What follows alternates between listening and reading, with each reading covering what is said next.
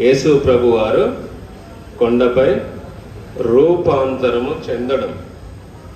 Okay, యేసు ప్రభు వారు కొండపై రూపాంతరము చెందడం దాంట్లో మనం చూడవలసిన లేఖన భాగాలు ఏంటి అంటే, సరే దానికంటే ముందు ఉపోద్ఘాతం లాగా ఒక మాట చెప్పుకుంటే బాగుంటుంది. ఏంటిదనంటే, యేసు క్రీస్తు ప్రభు వారు ఎక్కడ పుట్టిండు?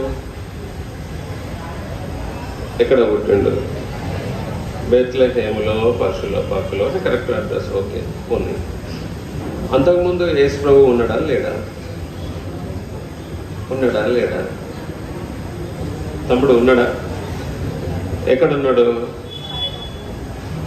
మాకేం చెప్తామన్నా, మేము చాలా సీనియర్స్, మేము ఈ మాటలు విని ఉన్నామంటారా? యేసు ప్రభు వారు అంతకుముందు కూడా ఉన్నాడు. ఆయన బెత్లెహేములో శిశువుగా పుట్టేదానికంటే ముందు కూడా తండ్రి దగ్గర ఉన్నాడు. అవునా కాదా? తండ్రి దగ్గర ఉన్నప్పుడు మరి ఆయన ఎట్లా ఉండేది? గొప్ప మహిమతోనే ఉండేది. దేవుడు అంటే మనలాంటి మనిషి కాదు కదా, అంతే కదా. ఆయన గురించి వర్ణన గ్రంథాలలో చాలా అద్భుతంగా వ్రాయబడింది బైబిల్లో. అయితే తన యొక్క గొప్ప మహిమను విడిచిపెట్టి నీ కొరకు నా కొరకు ఏం చేసిండనంటే, ఒక మనిషిలాగా భూమిపైకి జన్మించడం జరిగింది. ఎందుకన్నా మనిషిలాగా జన్మించిండు అని అంటే, మనం మనుషులం కదా, అందుకే మనిషిలాగా జన్మించిండు. అదే ఒక సింహంలాగా అయితే మనం దగ్గరికి పోతామా? పోం కదా. అదే ఒక గుర్రంలాగా అయితే పోతామా? పోము కదా. యేసు ప్రభు వారు ఎందుకు పుట్టిండనంటే, ఒక మనిషిలాగా, మనం మనుషులం కాబట్టి. కానీ మనం చేసే పాపాలను తాను చేయకుండా ఒక 100% మనిషిగా, అంటే 100% కూడా ఏ పాపం చేయకుండా నీతిగా జీవించిన వ్యక్తిగా ఆయన ఉన్నాడు. అంటే యేసు ప్రభు బెత్లెహేములో పుట్టక ముందు తండ్రి యొద్ద ఉన్నప్పుడు గొప్ప మహిమతోనే ఉండేది. తండ్రి కుడిపార్శ్వం మీద కూర్చొని ఉండేది. అలాంటి గొప్ప దేవుడు నీ కొరకు, నా కొరకు ఈ భూమిపైకి, అంటే నీ పట్టణంలోకి వచ్చిండు. ఫస్ట్ లెసన్ పేరు ఏంది? పట్టణంలోకి రావడం, పట్టణాన్ని చూడడం. అంటే ఒకవేళ నిన్ను చూసిండు అనుకో, పట్టణంలో ఎవరుంటారు? దేశం అంటే మట్టి కాదు, దేశం అంటే మనుషులే. మట్టి అయితే కాదు కదా. తమ్ముడు మంచి కూర్చోవాలి, రైట్. అయితే ఆ పట్టణానికి వచ్చి మనుషులను చూసిన తర్వాత అందులో మనము అపనమ్మకస్తులం కాబట్టి మనం నమ్మకం ఉంచడానికి ఏం చేసిండంటే, గలిలయ సముద్రం పైన, తిబెరియా సముద్రం పైన అద్భుత కార్యాలు చేసిండు. అది 2వ లెసన్. 3వ లెసన్ పేరు ఏంది? యేసు ప్రభువారు కొండపై రూపాంతరం చెందడం. అంటే ఉద్దేశం ఏంటి అంటే, తాను మహిమ కలిగిన దేవుడుగా మనకు ప్రత్యక్షం అవడం ద్వారా ఆయనని ఎట్లా ఆరాధించాలి, ఎట్లా స్తుతించాలి, అసలు యేసు ప్రభువును నమ్మాలా వద్దా, ఆయన వైపు చూడాలా వద్దా, లేకపోతే ఆయన మాట చూడడం, ఆయన వైపు చూడడము, ఆయన మాట వినడము, ఆయన పైన నమ్మకం ఉంచడం ఎలాగో ఈ లెసన్ మనకు చెప్తుంది. ఓకే, ఈ లెసన్కి మనం వెళ్ళాలి అని అంటే ముఖ్యంగా మనం చూసుకోవాల్సిన లేఖన భాగం ఏంటిదనంటే, లూకాసు వార్త 9వ అధ్యాయము 28వ వచనం నుండి 43వ వచనం వరకు. ఇదే మన లెసన్. లూకాసు వార్త 9వ అధ్యాయము 28వ వచనం నుండి 43వ వచనం వరకు. 28వ వచనము ఎవరైనా ఒకరు చదువొచ్చిన వాళ్ళు చదవండి, చదువురాని వారు కాముగుండండి. ఈ మాటలు చెప్పినది మొదలుకొని రమారమి 8 దినములైన తర్వాత ఆయన పేతురును, యోహానును, యాకోబును వెంట పెట్టుకొని ప్రార్థన చేయుటకు ఒక కొండ ఎక్కెను. మన దగ్గర మొత్తము ఒక 8 పిక్చర్స్ ఉండాలి. అందులో ఒక 3-4 పిక్చర్స్ మిస్ అయినాయి. ఇమాజిన్ చేసుకోండి కొద్దిగా. ఎందుకంటే యేసు ప్రభు కొండ పైన రూపాంతరం చెందడం అదే, కానీ ఆ కొండ పిక్చర్ మిస్ అయింది. కొంచెం ఇమాజిన్ చేసుకోండి. ఒక కొండ, మీకు తెలుసు కదా కొండ ఎలా ఉంటుందో, రైట్. ఇక్కడ ఏంటిదనంటే, రమారమి టైం ఎంతంట? రమారమి 8 దినములైన తర్వాత, అంటే దానికంటే ముందు కొంత సందర్భం జరిగింది.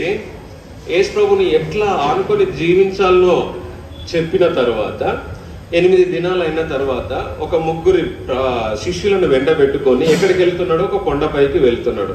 యేసు ప్రభు వారు ఎందుకు ముగ్గురు శిష్యులను వెంటబెట్టుకోవాలి? మొత్తం శిష్యుల నెంబర్ ఎంత యేసు ప్రభు వారిది? 12 మంది శిష్యులు. ఆ కాలంలో నువ్వు ఉంటే యేసు ప్రభు నన్ను ఎందుకు వెంటబెట్టుకోలేదని ఫీల్ అయ్యేటోనివి. 12 మందిలో నువ్వు ఒకరు అయితే యేసు ప్రభు నన్ను ఎందుకు ఎండబెట్టుకొని పోలే, నేను కూడా పోయేటోని కదా, కొండపైన చూసేటోని కదా అని అనుకునేటోనివి. సేమ్ అట్లనే మిగిలిన వాళ్ళు కూడా అనుకొని ఉండొచ్చు. కానీ ఇప్పుడు ఏం పెన్నాను నేను పేరు చెప్పు, లాస్య. నీకు ఇష్టమైన ఫ్రెండ్స్ ఒక 2-3 ఉంటారు కదా. 10 మంది ఉంటారా? 20 మంది ఉంటారా? ఎంతమంది ఉంటారు? అంటే నీ హృదయంలోని మాటలు చెప్పుకోవడానికి ఎవరో ఒకరు నీ ఫ్రెండ్స్, క్లోజ్ ఫ్రెండ్స్ అనేటోళ్ళు ఉంటారు. నువ్వు చికెన్ బిర్యానీ ఉండగానే పిలుస్తావు చూసినావా అమ్మకి చెప్పి, అలాంటి స్నేహితులు కదా. ఇక్కడ కూడా అట్లనే యేసు క్రీస్తు ప్రభు వారు ఒక ముగ్గురు శిష్యులను వెంటబెట్టుకొని, లాస్ట్ సిస్టర్స్ వెంటబెట్టుకొని ఎక్కడికి వెళ్ళిండు? తమ్ముళ్ళు మీరు నా వైపు చూడాలి. ముగ్గురిని వెంటబెట్టుకొని ఎక్కడికి వెళ్ళిండు? కొండ మీదకి వెళ్ళిండు. నన్ను ఎందుకు ఎండబెట్టుకోపోలేదని మీరు అడగొద్దు. తమ్ముడు మిడిల్ నువ్వే.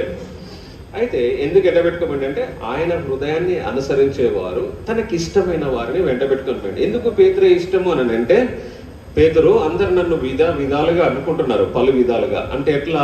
కొందరు బోధకుడు అంటున్నారు, కొందరు ఇంకేదో ప్రవక్త అంటున్నారు.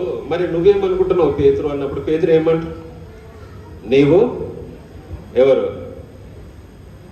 క్రీస్తువు అని చెప్తాడు కదా. జీవము గల దేవుని కుమారుడు అయిన క్రీస్తువు.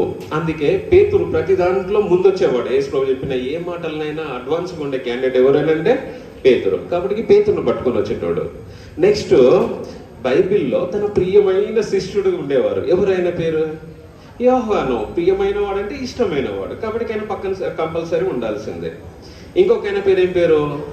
యాకోబు కదా. యాకోబు ఎవరు? వాళ్ళ బ్రదర్, కాబట్టి కంపల్సరీ ఉండాల్సిందే. అవునా కదా?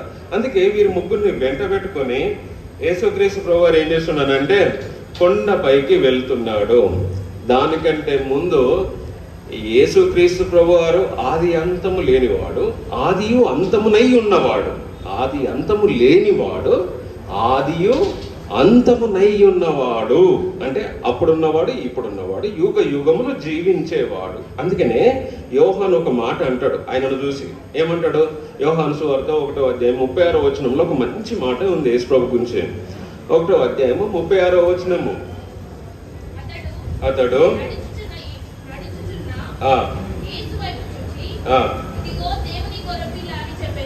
ఏమని చెప్పిండంట? ఇదిగో దేవుని గొర్రెపిల్ల అని చెప్పిండు. అంటే యాక్చువల్గా మన దగ్గర ఉన్న ఫిగర్స్ ఏంటి అని అంటే, ఫస్ట్ ఒక కొండ ఉండాలి, యేసు ప్రభు యొక్క ఫిగర్ ఉండాలి, అది మిస్ అయినాయి. ఆ తర్వాత ఉన్న సెకండ్ ఫిగర్ ఏంటిదనంటే ఇదిగో అని అంటే ఒక ప్రత్యేకంగా చూస్తున్న వ్యక్తి అని అర్థం.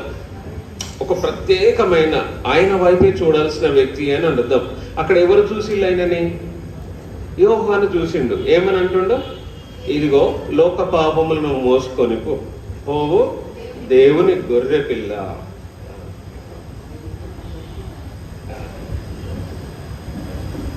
లోక పాపములను మోసుకొని పోవు దేవుని గొర్రె పిల్ల అని యేసు ప్రభు వైపు చూసి చెబుతున్న వ్యక్తి యోహాను.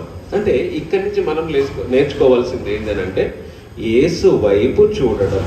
మనం ఏం చేస్తామనంటే, మనకు చిన్న చిన్న ప్రాబ్లమ్స్ వచ్చినప్పుడు ఏం చేస్తామనంటే, మన స్నేహితులనో బంధువులనో లేకపోతే అప్పుడప్పుడు మనం ఏం చేస్తాం, ఖాళీ దొరికితే టీవీ చూస్తాం, ఖాళీ దొరికితే ఫోన్ చూస్తాం, ఖాళీ దొరికితే ఏం చేస్తాం, ఇంకా వగైరా చూస్తాం. కానీ అది కాదు చూడాల్సింది. ఎవరిని చూడాలి? దేవుని వైపు చూడాలి. దేవుని వైపు చూస్తే నీకు ఆయన ఏందో అర్థమవుతుంది, ఆయన వచ్చిన గొప్ప కార్యం ఏందో అర్థమవుతుంది. అర్థమవుతుందా? మొదటిగా మనం నేర్చుకోవాల్సింది ఏంది? ఎవరి వైపు చూడాలి? దేవుని వైపు చూడాలి. యేసు ప్రభు ముగ్గురుని ఎండబెట్టుకొని పోయినప్పుడు ఇక్కడ మనకు 30వ వచనం ఒక మాట చెప్తుంది. సరే 29 చదువుతున్నాను. ఆయన ప్రార్థించుచుండగా ఆయన ముఖరూపము మారెను, ఆయన వస్త్రములు తెల్లనివై దగదగా మెరిసెను. ఇక్కడ ప్రార్థన చేయడానికి కొండ ఎక్కినప్పుడు ఆయన యొక్క వస్త్రములు కానీ ఆయన యొక్క ముఖరూపం కానీ ఎట్లా ఒక రూపాంతరం చెందుతున్నాయంట. నార్మల్గా మనం ఉన్నప్పుడు కొన్నిసార్లు మీరు ఏం చేస్తారనంటే ఒక చిన్న బల్బు తీసుకోండి, అదే 10 వాల్స్ ఒక రెడ్ బల్బ్ ఉంటుంది కదా లైట్ది, దాన్ని పెట్టుకొని చీకట్లో ఉండి ఆ బల్బును నీ ముఖం మీద పెట్టుకున్నాం అనుకో, ఎట్లుంటుంది? చాలా అందంగా కనబడతాం కదా, మనం కనబడతాం కదా. అట్లాంటి వెలుగు కాదు ముఖ రూపము మారడం అని అంటే. ఆయన మహిమ కలిగిన దేవుడు కదా, తండ్రి దగ్గర ఉన్నప్పుడు ఆయన మేఘం నుండి ఎట్లా వస్తాడనంటే తన మహిమను వదిలిపెట్టుకొని నీకు వచ్చిండు కదా, తన నిజ స్వరూపాన్ని అక్కడ చూపెడుతున్నాడు. ప్రార్థన చేయడం వల్ల ఏమవుతుందనంటే తన ముఖ రూపం ఏమవుతుంది? మారిపోతుంది. ఆయన వస్త్రములు ఏమవుతున్నాయి? దగదగా మెరుస్తున్నాయి. సూర్యుని వైపు మనం కొద్దిసేపు చూడగలమా? కొద్దిసేపు చూడగలం. ఒకసారి చూడండి, ఒక 5 minutes 2 minutes 1 minute ఏమవుతుంది? ఏమవుతుంది? 1వ అధ్యాయం ఆదికాండంలో ఏముంటుంది? సూర్యుని చేసింది నేనే అన్నాడు కదా. మరి ఆయన కలుగును గాక అంటే కలిగింది. మరి ఆయన ఫేస్ ఎట్లుండొచ్చు? మనం చూడగలమా? మనం చూడలేము. ఆయన నిజ స్వరూపం ఎక్కడ కనబడుతుంది? ప్రార్థన చేసిన తర్వాత తన యొక్క వస్త్రములు ముఖ రూపం ఏమైంది? మారిపోతున్నాయి, దగదగ మెరుస్తున్నాయి. నీకెప్పుడైనా ఇబ్బంది, ఏమైనా సమస్య, నాకేం ఇబ్బందులు ఉంటాయి? నీ ఎగ్జామ్ నీకు ఒక ఇబ్బంది, మీ మమ్మీ దగ్గర అబద్ధం చెప్పడం నీకు ఒక ఇబ్బంది, నీ ఫాదర్ దగ్గర ఏదో ఒకటి చెప్పడం నీ ఇబ్బంది. నువ్వు అవన్నీ వదిలిపెట్టు. నిజంగా నీతిమంతుడిగా జీవించాలని అంటే ఎవరి వైపు చూడాలి? దేవుని వైపు చూడాలి. ఇక్కడ ఇంకొక మాట ఏముందనంటే, మరియు 30వ వచనం, మరియు 2 పురుషులు ఆయనతో మాట్లాడుచుండిరి, వారు మోషే ఏలియా అనువారు. ఎవరెవరంటే ఇక్కడ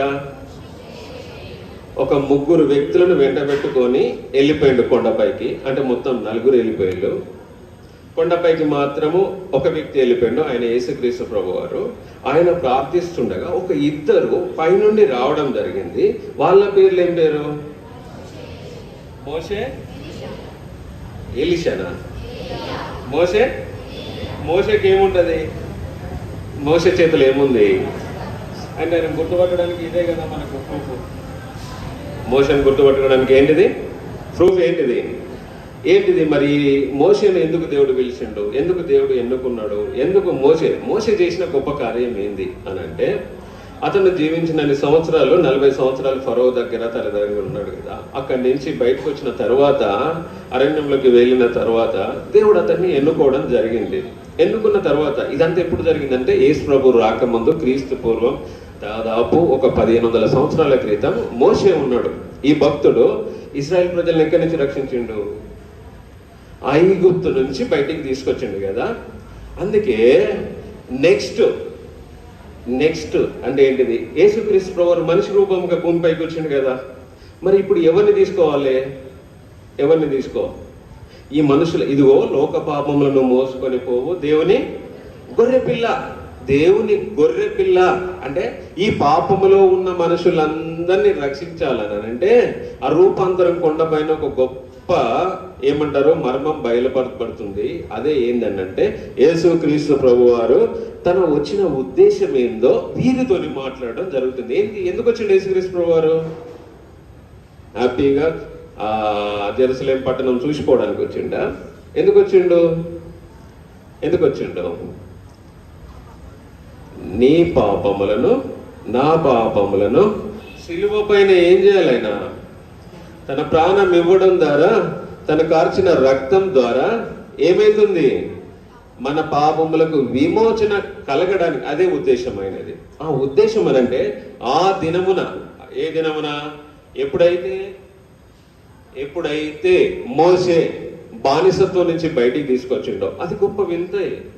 430 సంవత్సరాలు, కొంత దగ్గర 480 సంవత్సరాలను ఉంది. కానీ అక్కడి నుంచి బయటికి తీసుకురావడం ఒక విముక్తి జరిగింది. ఆ వ్యక్తితోనే దేవుడు ప్రార్థనలో ఉన్నప్పుడు మాట్లాడుతున్నాడు. ఏంటిది? నెక్స్ట్ నేను యెరూషలేముకు వెళ్ళాలి, వెళ్ళిన తర్వాత దేవుని యొక్క మహిమను అక్కడ చూపించాలి. ఆ మహిమ ఏందనంటే సిలువ పైన నేనేం చేయాలి? లోక పాపములన్నింటినీ ఆ సిలువ పైన నేనే మోయాలి. నేనేమైనా పాపం చేసిండా? యేసుక్రీస్తు ప్రభువారు ఏమైనా పాపం చేసిండా? పాపం ఉన్నదని ఎవరైనా నిరూపించిల్లా? ఎవరు నిరూపించలేదు కదా. అదే నువ్వు రోడ్డు మీద పోతుంటే మనల్ని ఎంతమంది అంటారు? అదే వీడు పలానా పాపం చేసిండు, వీడు పలానా పాపం చేసిండు, వీడు ఇక్కడ దొంగతనం చేసిండు, అక్కడ మనకు 100 రకాలుగా మన మీద చెప్తా ఉంటారు కదా. మరి యేసుక్రీస్తు ఏ పాపం చేసిండు? చేయలేదు కదా. చెయ్యలేదు, చెయ్యడు, చెయ్యబోడు. ఆయన పవిత్రుడు కనుక ఆ బానిసత్వం నుంచి ప్రజలను రక్షించిన వ్యక్తితోనే దేవుడు అక్కడ మాట్లాడుతున్నాడు. నెక్స్ట్ ఎవరంట? నెక్స్ట్ ఏలియా అంట. ఏలియా ఎవరు? మళ్ళా ఈయన ఒక ప్రవక్త.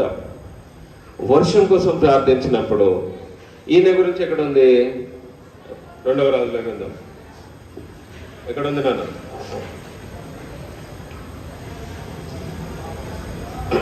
మొదటి రాజుల గ్రంథం 17వ అధ్యాయం 18వ అధ్యాయంలో ఉంది. మోషే గురించి మీకు కావాలి అని అంటే నిర్గమకాండం 34వ అధ్యాయం 1 నుంచి 5 వచనాలలో ఉంది. ఇక్కడ ఈ ఏలియా ఎవరు అని అంటే వర్షము కురవాలి ప్రభువా అని ప్రార్థించినప్పుడు వర్షం కురిచింది. అలాంటి గొప్ప ప్రవక్త ఎవరు? ఏలియా. ఆయన కాలంలో రోషం కలిగి దేవుని కొరకు బ్రతికిన వ్యక్తి. అలాంటి వ్యక్తులతోనే ఆయన రూపాంతరం చెందిన తర్వాత ఆ కొండ పైన దేవుడు ఏం చేస్తుండు? వాళ్ళతోనే మాట్లాడుతున్నాడు. ఏంటిది? నెక్స్ట్ కలగబోయే గొప్ప మహిమ గురించి ఆయన మాట్లాడుతున్నాడు. ఆ మాట్లాడమే కాదు, ఇక్కడ ఇంకో మాట ఏముందనంటే 32వ వచనంలో పేతురు అతనితో కూడా ఉన్నవారును నిద్రమత్తుగా ఉండిరి. వారు మేలుకున్నప్పుడు ఆయన మహిమను ఆయనతో కూడా నిలిచున్న 2 పురుషులను చూసిరి. ఎవరు పురుషులంట? ఇక్కడ పేతురు ఏం చేసిండంట? పేతురు అంటే శిష్యులు 3 తీసుకోండి. అక్కడ ఏం చేసిన వాళ్ళు? నిద్రపోయిళ్ళు. కారణం ఏంటంటే ఒక కొండ ఎక్కాలి అని అంటే, తమ్ముడు ఏం పేరు నీ పేరు? విశ్వాస్కి ఏమైంది? సడన్ గా ఆవలింతలు వచ్చినాయి, నిద్ర వచ్చింది. ఎందుకు వచ్చింది? ఎప్పుడో మార్నింగ్ లేచి ఉంటాడు. ఇప్పటి వరకు తన బ్రెయిన్ ఏమైంది? యాక్టివ్గా వర్క్ చేయడం జరిగింది. సడన్ గా ఏమైంది? అది కొంచెము డల్ అయిపోవడం స్టార్ట్ చేసింది. ఇప్పుడు ఆయనకి ఏం కావాలి? రెస్ట్ కావాలి.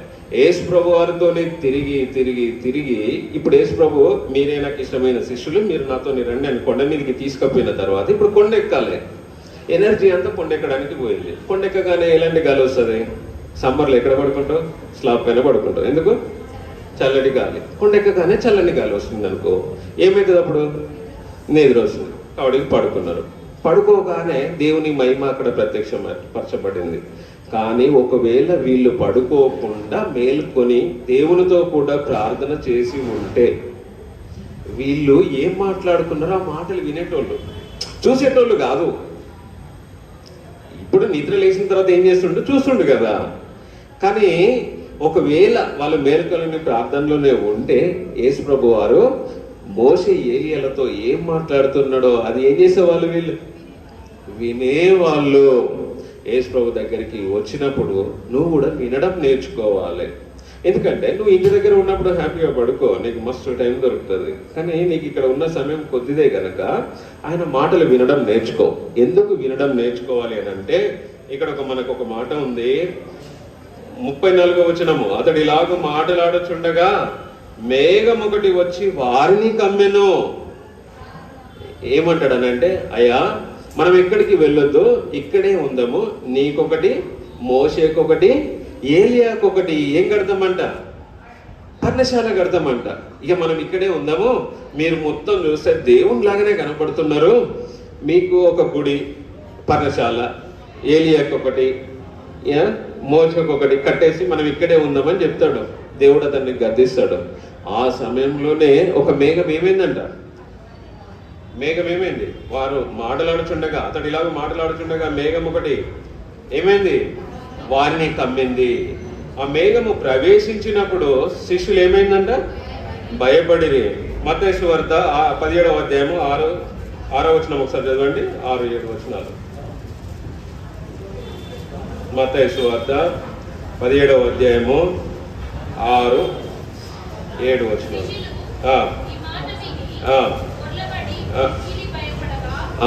చాలు సిస్టర్. ఆ మేఘం వచ్చినప్పుడు, ఆ మేఘంలో నుంచి మాటలు వచ్చినప్పుడు వీళ్ళు ఏం చేసిల్లంట? భయపడ్డారు, బోర్ల పడ్డారు. భయపడి బోర్ల పడి ఏమంటున్నాడు? అప్పుడు దేవుడు ఏమంటున్నాడంటే, మరియు ఈయన నేను ఏర్పరచుకొనిన నా కుమారుడు ఈయన మాట వినుడని ఒక శబ్దం ఎక్కడి నుండి వచ్చింది? మేఘము నుండి పుట్టెను. మేఘము అనే ఒక పిక్చర్ మిస్ అయింది. ఆ మేఘం నుంచి దేవుని యొక్క మహిమను, అది ఉంటే మనకు రెండు యూజెస్ ఉన్నాయి. మేఘము నుండి దేవుని మహిమను అంటే పరలోక తన మహిమను విడిచిపెట్టి మన కోసం భూమిపైకి వచ్చినప్పుడు ఒక అదే ఫిగర్. ఇక్కడ కూడా మేఘము నుండి దేవుని యొక్క మాటలు విన్నప్పుడు శిష్యులు ఏమైనా భయపడి ఏం చేస్తున్నారు? బోర్ల పడినారు. కానీ ఆ మేఘం నుండి ఒక శబ్దం వినబడుతుంది, దేవుని యొక్క మాటలు వినబడుతున్నాయి. ఏమని? ఈయన నా కుమారుడు, నా ప్రియ కుమారుడు. మీరేం చేయాలి? ఈయన మాట వినండి. ఎవరి మాట వినాలి మనం? ఎవరి మాట వినాలి నాన్న? యేసయ్య మాట వినాలి. ఆయన వైపు చూడాలి. మొదటిది ఆయన వైపు చూడడం వల్ల మన యొక్క పాప ఏమైతే సమస్యలు, పాప డాగులు ఏమైతే ఉన్నాయో, ఏమైతే నువ్వేమైతే చేసినావో, నీ చిన్నప్పటి నుంచి ఇప్పటి వరకు ఏమైతే చేసినావో, ఇక ముందు నువ్వు చేయకూడని ఏమైతే ఉంటాయో అవన్నీ దేవుడు నీకు నేర్పించేవాడుగా ఉన్నాడు. ఎప్పుడు? ఆయన వైపు చూసినప్పుడు. ఆయన మాట నీకు ఎప్పుడు వినబడుతుంది? ఎప్పుడు వినబడుతుంది? నువ్వు మేలుకతోనే ఉంటే వినబడుతుంది. అంత అప్పుడే కదా. ఆయన మేల్కోగానే ఏమైంది? దేవుని యొక్క అంటే మేఘము వారిని కప్పడము. మేఘం కప్పిన తర్వాత ఏమైంది? ఆకాశం, ఆ మేఘం నుండి ఒక శబ్దం వచ్చింది. ఏమైంది ఆ శబ్దం? ఈయన నా ప్రియ కుమారుడు, నేను మీరు ఈయన మాట వినండి, ఈయన మాట వినండి. ఈయన మంచి మాటలు చెప్తాడు. మీ దోస్తుల్లాగా, మీ ఫ్రెండ్స్లాగా నిన్ను చెడిపోవాలని చూసే వ్యక్తి కాదు ఈయన. నువ్వు నష్టపోవాలని చూసే వ్యక్తి కాదు ఈయన. నువ్వు ఎక్కడో మొత్తమే నిన్ను ఏమంటారు బలహీనపరిచే వ్యక్తి ఈయన కాదు. ఈయన మాట వింటే నీకు ధైర్యం వస్తుంది. ఈయన మాట వింటే నీకు ఏమొస్తుంది? బలం వస్తుంది. ఈయన మాట వింటే నీకు ఏమొస్తుంది? విజయం వస్తుంది. అలాంటి గొప్ప దేవుని దగ్గరికి నువ్వు వచ్చినావు కదా. ఇన్ని రోజులు ఆయన మాట వినకుండా, ఆయనను చూడకుండా, అంటే ఏంటిది? తల్లిదండ్రులు మనకు చెప్తున్నప్పుడు ఏమవుతుంది అంటే మాట వినం. ఆ పని చెయ్యమనంటే మనం మాట చేస్తామా? చెయ్యము. ఎందుకంటే మన నేచర్ అంతే. కానీ యేసు ప్రభువుని ఎప్పుడైతే నీ సొంత రక్షకులుగా అంగీకరిస్తావో, వీడికొచ్చి కొన్ని లెసన్స్ నేర్చుకుంటున్నావు కదా. ఏమని నేర్చుకుంటున్నావో నీకు అర్థమైతే, ఒకవేళ యేసుక్రీస్తు ప్రభువారిని సొంత రక్షకుడిగా నువ్వు అంగీకరిస్తే అప్పుడు ఏం చేస్తావు? ఆయననే చూస్తావు. లోకం వైపు చూడవు. ఈ లోకంలో ఉన్నదంతా శరీరాశ, నేత్రాశ, ఇంకేంటిది? జీవబ్రహ్మం కదా. వాటి వైపు నువ్వు చూడవు. కానీ ఎవరి వైపు చూస్తావు? దేవుని వైపు చూస్తావు. దేవుని వైపు చూసినప్పుడు ఆయన నీతో మాట్లాడడం నువ్వు గమనిస్తావు. మాట్లాడినప్పుడు ఏ మాటలు వస్తాయి?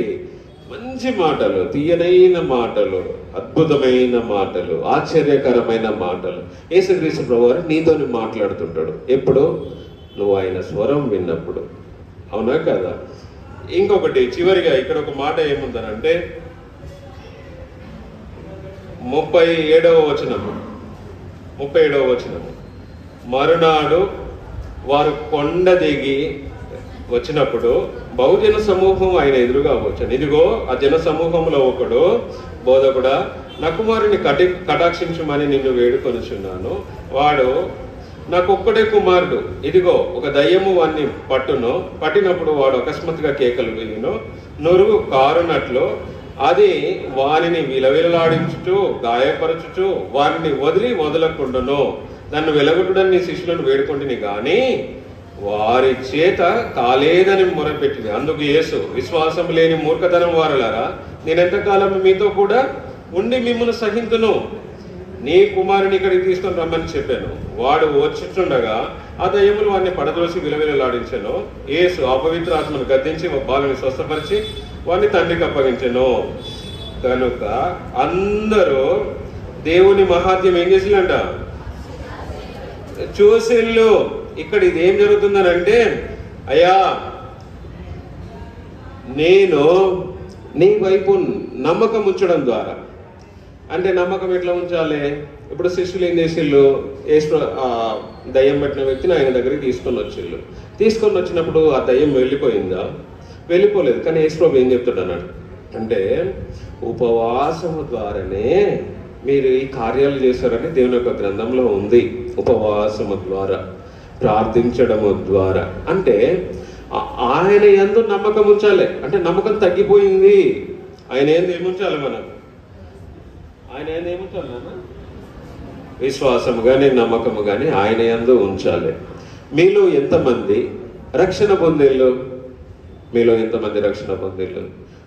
రక్షణ పొందిన వాళ్ళు ఒక్కసారి రక్షణ పొందిన వాళ్ళు కదా, రక్షణ పొందిన వాళ్ళు చాలా తక్కువ మంది ఉన్నాం మనం. మరి రక్షణ పొందిన వాళ్ళు చాలా మంది ఉన్నాం కదా. యేసుక్రీస్తు ప్రభువారు నిన్ను దర్శించేటప్పుడు, యేసుక్రీస్తు ప్రభువారు నిన్ను దర్శించేటప్పుడు నువ్వు ఒకటే గుర్తెరగాలి, అయ్యా నిజంగానే నేను చిన్నోన్నే కావచ్చు, నీ ఏజ్లో ఉన్నప్పుడే నేను కూడా రక్షణ పొందిన, నీ ఏజ్లో ఉన్నప్పుడే నేను చర్చికి పోయినా. అంటే దట్ మీన్స్ 8వ తరగతి 7వ తరగతిలో ఉన్నప్పుడు సండే స్కూల్కి వెళ్ళిన, 7 నుంచి 8, 9 వరకు నేను వ్యతిరేకంగా జీవించిన, 9వ తరగతిలో ఎండింగ్లో యూత్ క్యాంప్ జరిగింది, రక్షణ పొందిన. 9వ తరగతి అంటే మీలో ఎంతమంది 9వ తరగతి ఉన్నారు? చాలా మంది ఉంటారు కదా, దాటిపోయిన వాళ్ళు ఉన్నారు. అప్పుడు రక్షణ పొందిన తర్వాత ఎప్పుడైతే 10వ తరగతికి వచ్చిందో మా ఫ్రెండ్స్ అందరు నన్ను ఏమన్నారంటే పిచ్చోడు అని అన్నారు. ఎందుకు అన్నారనంటే, స్కూల్కి పోయినా కూడా బైబిల్ సంచి చేసుకొని పోయేది. బైబిల్ సంచులు ఏముండేదంటే ఒక పాటల బుక్ ఉండేది, కొన్ని కరపత్రాలు ఉండేది, ఒక బైబిల్ ఉండేది. మా సార్కి చెప్పిన, నేను పేరు నారాయణ సార్, ఆయన పేరు మ్యాథ్స్ టీచర్. ఆయన ఏమన్నాడంటే, అరే నేను కూడా దేవుని నమ్ముకున్నా, నేను అన్నీ చేస్తున్నా కదరా, నువ్వు కూడా చేయొచ్చు కదా. మన మధ్యలో చాలా మంది వీళ్ళే ఉంటారు, నేను అన్నీ చేస్తున్నా నువ్వు కూడా చేయొచ్చు. వేసుకోవడం నమ్ముకుంటే ఏమవుతుంది? భక్తి ఉండాలి, ఇది చేసే ఉండాలి, చూడొస్తుండా కదా. నేను చిన్నోని కదా, 10th క్లాస్ అంటే చిన్నపిల్లగానే, 15 సంవత్సరాలు అట్లా. మా నాన్న పోయి చెప్పిన, నాన్న మా సార్ ఇట్లా అంటుండే, ఏంది నాన్న అన్న. మా నాన్న ఏం చెప్పిండంటే, తమ్ముడు విను, అన్నీ ఉంటే ఆయన ఉంటాడు, ఆయన ఉంటే అన్నీ ఉండవు అని అన్నాడు. ఈ మాట నన్ను బలంగా తాకింది. ఇక నుంచి ఇక మళ్ళీ స్టార్ట్ చేసిన, ఇక మళ్ళీ సరి చేసుకొని పోవడము. నిరీక్షణ బుక్లన్నీ ఒకటి వచ్చేది, పెద్ద బుక్, స్కూల్ మొత్తానికి మంచిన.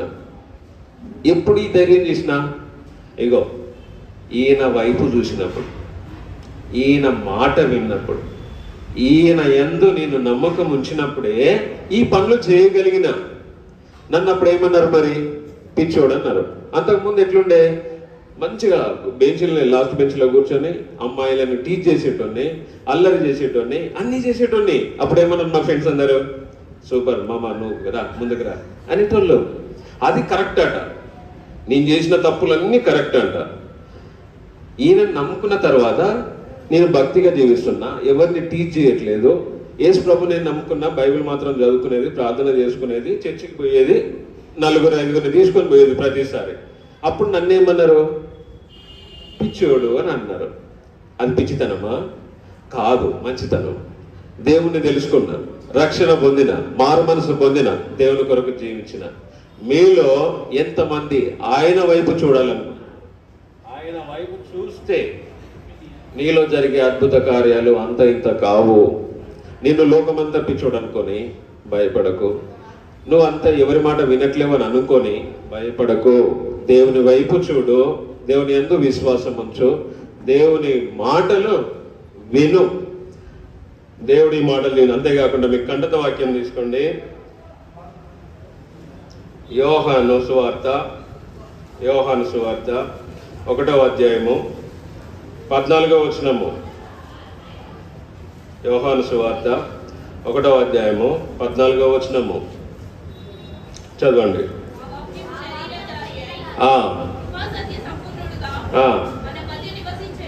ఆ వాక్యము కృపాసత్య సంపూర్ణై మన మధ్య ఏం చేసిండంట?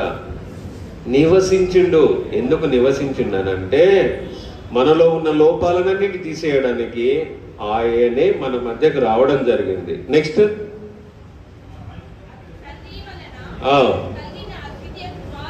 అద్వితీయ కుమారుని మనము ఆయన మహిమను కనుగొంటిమి. అదే జరిగింది రూపాంతరం కొండపైన. నేను రాబోయే కాలంలో ఎట్లా యెరూషలేముకు పోతున్నా, రాబోయే కాలంలో లోక పాపములను ఏ విధంగా శిలువ పైన మోస్తున్నా, ఏ విధంగా మరణిస్తున్నా, 3వ దినమున ఏ విధంగా తిరిగి లేస్తున్నా, లేచిన తర్వాత ఏ విధంగా నేను తండ్రి యొద్దకు వచ్చి మళ్ళీ మొరలు పెడుతున్నా అనే మాటలు వీళ్ళు డిస్కషన్ చేయడం జరిగింది.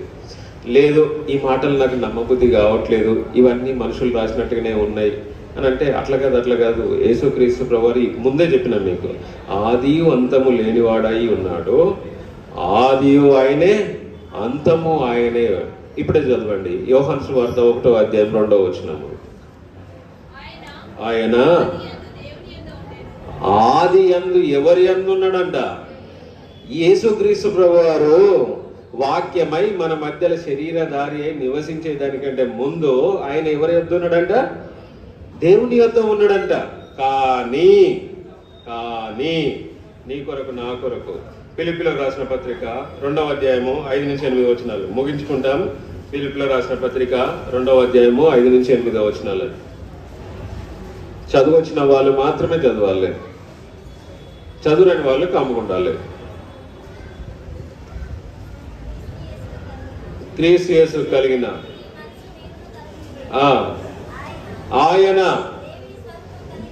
దేవుని స్వరూపము కలిగిన వాడయ్యుండి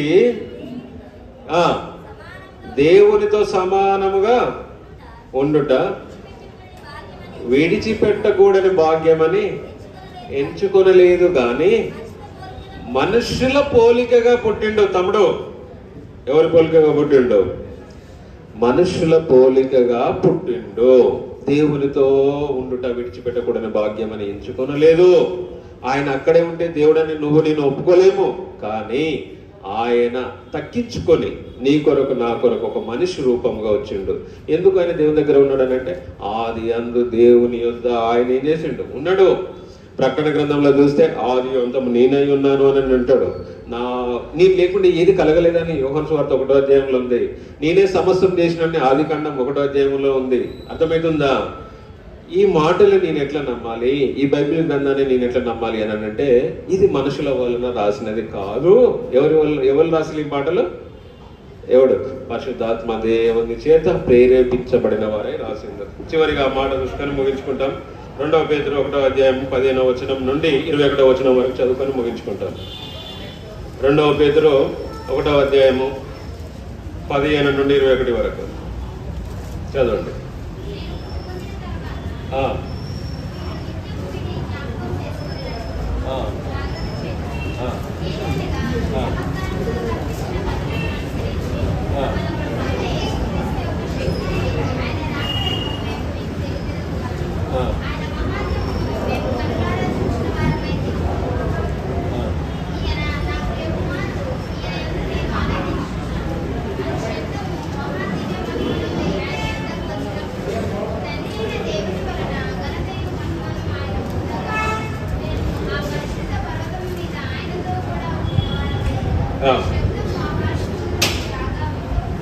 రైట్. ఆయన మహత్యమును మేమేం చేసినాము? కన్నులారా చూచిన వారమై మీకు తెలుపుతున్నాము. ఆయన మహిమను మేమేం చేసినాము? కన్నులారా చూసి ఇప్పుడు మీకేం చేస్తున్నాము? మీకు తెలుపుచున్నాము. ఏ విధంగా తెలుపుచున్నామో? మనం ఎవరి వైపు చూడాలి? దేవుని వైపు, యేసుక్రీస్తు ప్రభువారి వైపు చూడాలి. ఎవరి మాట వినాలి? యేసు ప్రభువారి మాట మాత్రమే వినాలి. ఎవరి యందు నమ్మకం ఉంచాలి? యేసుక్రీస్తు ప్రభువారి మందే నమ్మకం ఉంచాలి. చివరిగా ఈ మాట ఎవరి చేత రాయబడ్డ 21వ వచనము, ఏలయనగా ప్రవచనం ఎప్పుడునో మనుషుని ఇచ్చను బట్టి కలగలేదు కానీ మనుషులు పరిశుద్ధాత్మ వలన ప్రేరేపించబడిన వారై దేవుని మూలముగా పలికిరి. ఈ మాటలు ఎవరు రాసిలంట?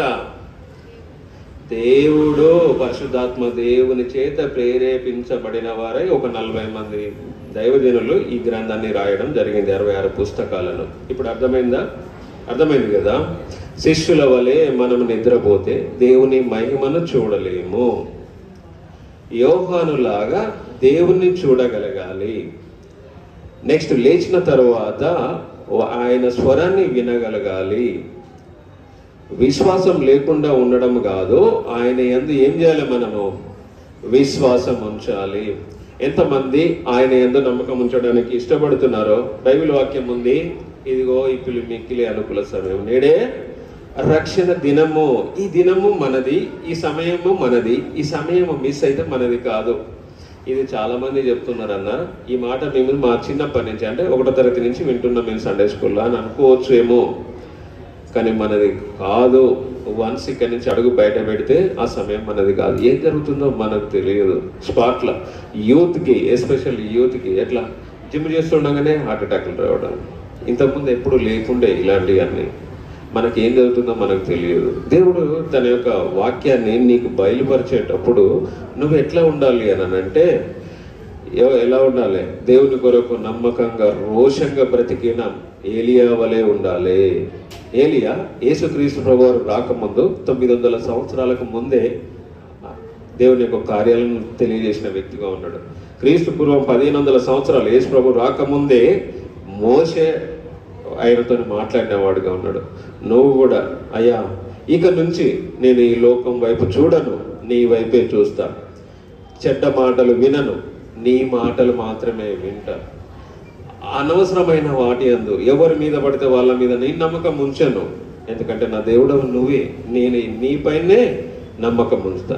నన్ను కాపాడు తండ్రి, నన్ను రక్షించు తండ్రి, నన్ను నీ శిలోచన మరుగుపరుచుకో తండ్రి అని నువ్వు ప్రార్థన చేస్తే దేవుడు నిన్నేం చేస్తాడు? చిన్న అంగీకరిస్తాడు. రక్షణ లేదా? రక్షణ ఇస్తాడు. మారు మనసు లేదా? మారు మనసు ఇస్తాడు. ఇది పొందుకున్న నీవు ఆశీర్వాదాల వైపు, అంటే దేవుని కొరకు నమ్మకంగా వాడబడే సాక్షిగా దేవుడు నిన్ను నిలబెట్టును గాక. దేవుడు చిన్న మాట తీర్చును కన్నా.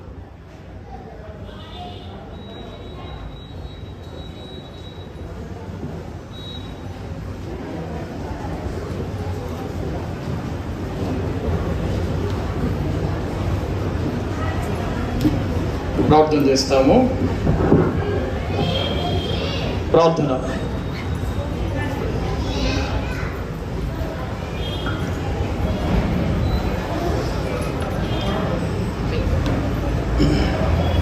సమయంలో వాక్యమును విన్నారు, అలానే కళ్ళు మూసుకొని ఉండండి. వాక్యమును విన్నారు. విన్నటువంటి వాక్యము ద్వారా అన్న కూడా సాక్ష్యం చెప్పినాడు. మనకు బొమ్మలలో సిలువ బొమ్మ కూడా చూపించినాడు. ఆయన రక్తము చేత మనలను కడిగి, దయచేసి అందరూ కళ్ళు మూసుకోండి. ఆయన రక్తము చేత కడిగి మనలను పవిత్రులుగా చేయడానికి దేవుడి లోకంలోనికి వచ్చినాడు. దేవుడు కృపా సత్య సంపూర్ణుడుగా శరీరధారిగా వచ్చినాడు. ఎందుకు అనంటే మన యొక్క పాపక్షమాపణ నిమిత్తము, మారు మనసు నిమిత్తము, ఎవరైతే పాపక్షమాపణ మారు మనసు పొందుతారో అటువారు దేవుని రాజ్యానికి వారసులు. సమయంలో ఎవరైనా నీ హృదయంలో తీర్మానం చేసుకున్నట్లయితే, ఆయన రక్తం చేత కడగబడిన వ్యక్తిగా నీవు ఉన్నట్లయితే, మారు మనసు పొందిన వ్యక్తిగా నీవు ఉన్నట్లయితే, నువ్వు చేతి చూపిస్తే మీ కొరకు ప్రార్థన చేస్తాను. రెండవది, ఎవరైనా నీ వాక్యం ద్వారా హృదయం కదిలించబడి, యేసయ్య ఉంటే ఈ లోకంలో మనకేమి ఉండవు, యేసయ్య లేకపోతే అన్నీ ఉంటాయి. మౌనంగా ఉండే కొద్ది సమయము తీర్మానము చేసుకోండి. రక్షణ తీర్మానము, మారు మనసు తీర్మానము చేసుకున్నట్లయితే దేవుని రాజ్యానికి వారసులం అవుతాం. మౌనంగా ఉండి కళ్ళు మూసుకొని తీర్మానం చేసుకుంటాం.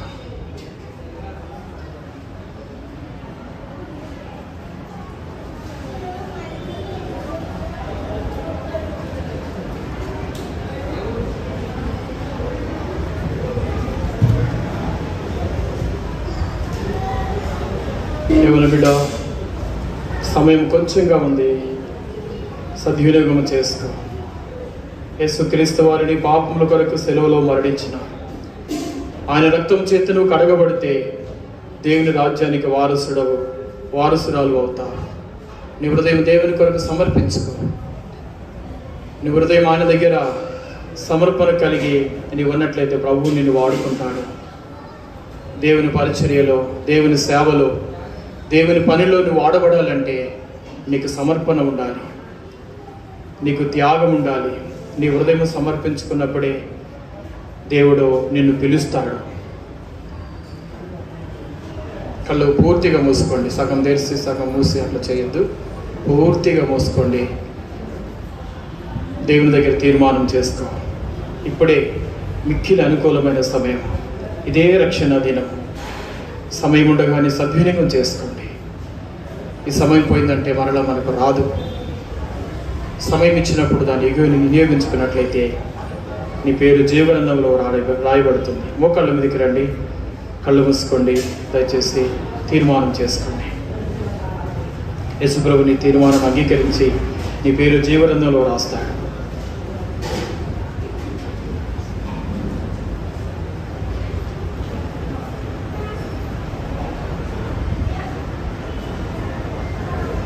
సమయంలో ఎవరైనా తీర్మానం చేసుకున్నట్లయితే నీ కుడి చేతిని పైకెత్తి చూపిస్తే నీ కొరకు ప్రార్థన చేస్తాను. ఎవరైనా దేవుని తీర్మానం చేసుకున్నవారు మీ కుడి చేతిని పైకెత్తి చూపిస్తే మీ కొరకు ప్రార్థన చేస్తాం. తమ్ముడు, సహోదరుడా, దేవుడు నీ తీర్మానమును స్థిరపరచును గాక. ఆయన నీ పేరు జీవనంగా రాయబడును గాక. సహోదరి, చెల్లి, దేవుడు నీ తీర్మానమును స్థిరపరచును గాక. సహోదరి, చెల్లి, దేవుడు నీ యొక్క తీర్మానమును స్థిరపరిచి ఆయన నేను ఆస్వాదించును గాక. చెల్లి, దేవుడు నీ యొక్క తీర్మానమును కూడా స్థిరపరచును గాక. ఇంకెవరైనా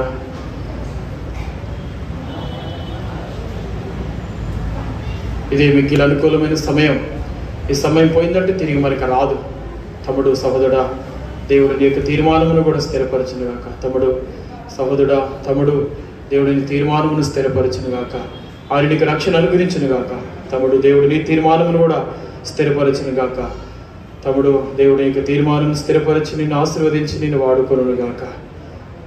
ఇంకెవరైనా ఈ సమయం రక్షణ తీర్మానము, ఈ యొక్క రక్షణ మన జీవితంలో ఎంతో ప్రాముఖ్యమైనది. ప్రాణము కంటే కూడా విలువైనటువంటిది. రక్షణ అనేది ప్రాణము కంటే కూడా విలువైనటువంటిది. ఈ లోకంలో ప్రాణం ఎంత గొప్పదో పరలోకంలో రక్షణ అంత గొప్పది, అంత విలువైనది. విలువైన సమయంలో పోగొట్టుకోకు సహోదరి, సహోదరుడా. ఇంకెవరైనా సహోదరి, దేవుడు నీ యొక్క రక్షణ స్థిరపరిచి ఆయన నీకు మారు మనసును కలుగచేయును గాక. ఇంకెవరైనా ఎవరి విడలారా, మనము బలవంతుని చేతులు బాణల వంటి వారము. ఈ టైంలో నీవు ఆయన దుర్గంలోనికి వెళ్ళినట్లయితే నేను ఆశీర్వదిస్తాను. రండి, అలాగే కళ్ళు మూసుకోండి. సహోదరి, దేవుడిని రక్షణ తీర్మానం స్థిరపరచును గాక.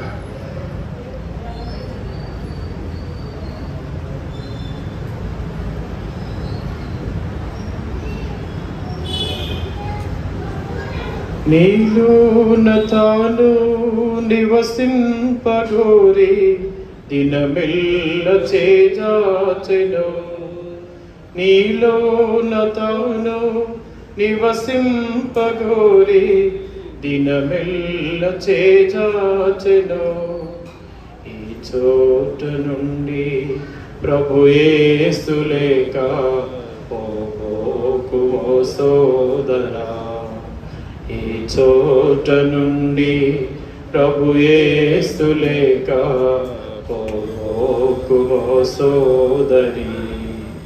నీ జీవితములో గమ్యం ఏదో ఒక్కసారి యోచించవా.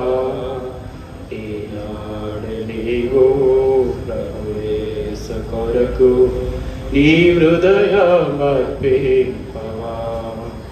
ఈనాడు నీవు ప్రభు యేసు కొరకు నీ హృదయమర్పింపవా.